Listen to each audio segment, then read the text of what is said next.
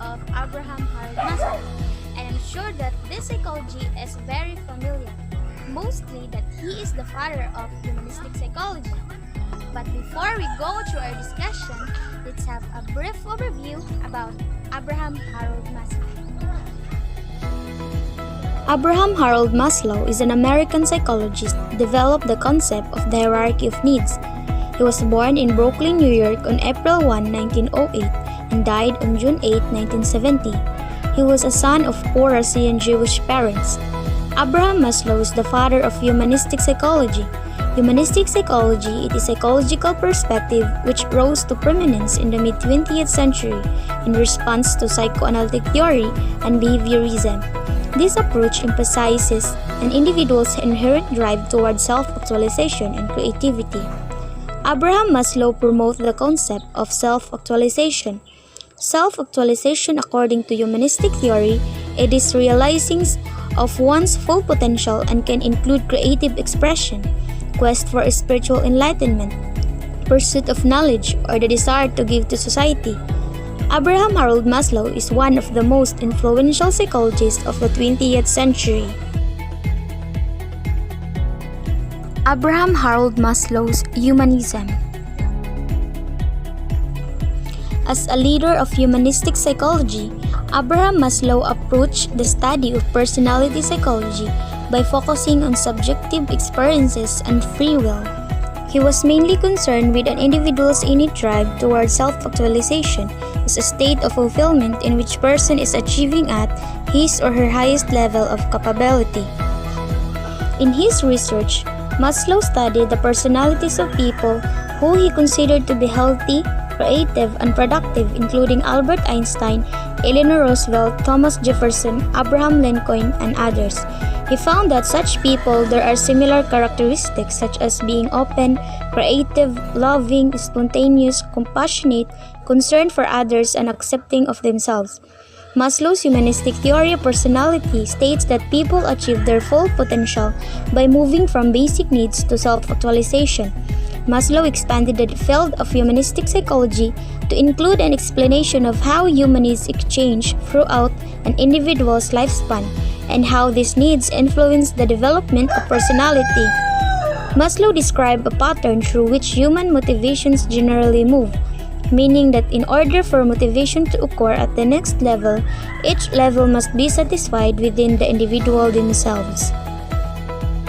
Abraham Harold Maslow, Personality and the Hierarchy of Needs. Maslow is perhaps most well known for his hierarchy of needs theory, in which he proposes that human beings have certain needs in common and that these needs must be met in a certain orders. These needs range from the most basic psychological needs for survival to higher level self-actualization and transcendence needs.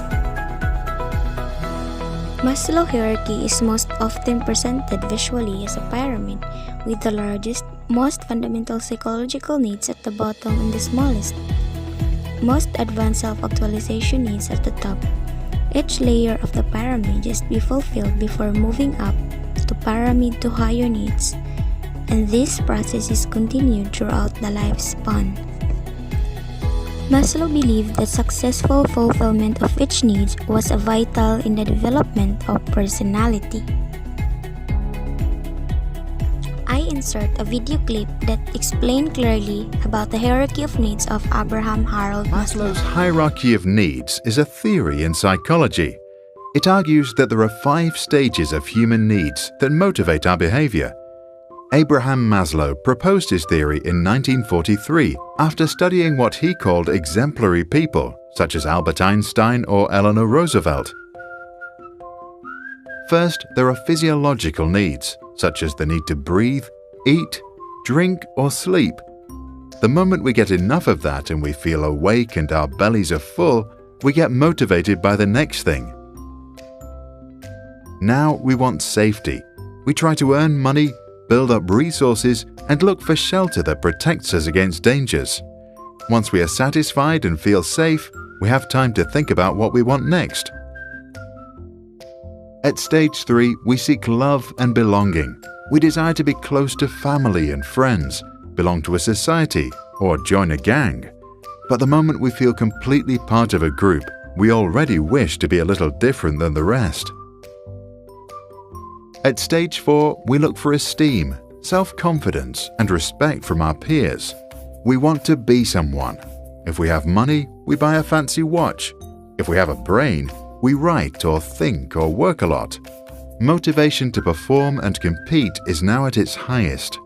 Students, sportsmen, and inventors excel. Neil Armstrong even flew to the moon. Only if we breathe and drink and eat and sleep enough, and we feel safe and part of a group and still special, only then can we reach level 5, self-actualization.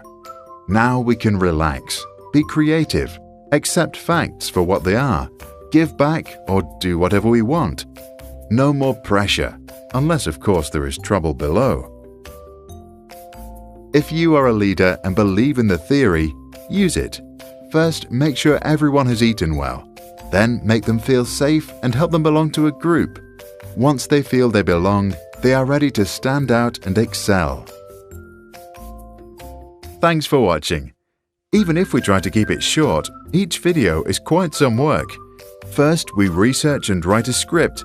Then we brainstorm ideas. And after that, we draw the storybook. Then it's recorded, narrated, and finally edited. Characteristics of self-actualizer. Maslow views self-actualizer as the supreme achievers in the human race. He studied standout individuals in order to better understand what characteristics they possess that allow them to achieve self-actualization. Most self-actualizer had a great sense of awareness, maintaining a near constant enjoyment and awe of life. Criticisms of Abraham Maslow's theories.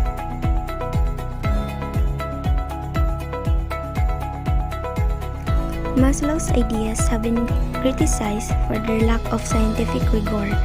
As with all early psychological studies, questions have been raised about the lack of empirical evidence used in his research.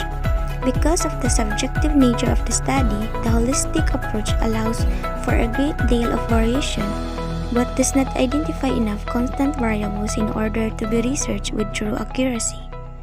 Psychologists also worry that such an extreme focus on the subject experience of the individual does little to explain or appreciate the impact of society on personality development.